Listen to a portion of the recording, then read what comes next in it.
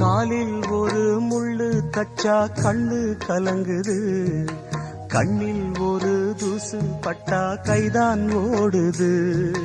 சேவல் அன்று கோடு கிழிச்சு வேலி போட்டது, வேலி தாண்டி கோழி போக வேளை வந்தது.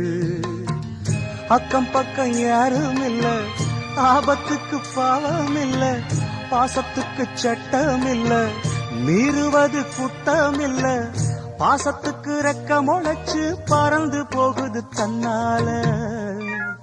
சம்சாரம் அது மின்சாரம், சம்சாரம் அது மின்சாரம்.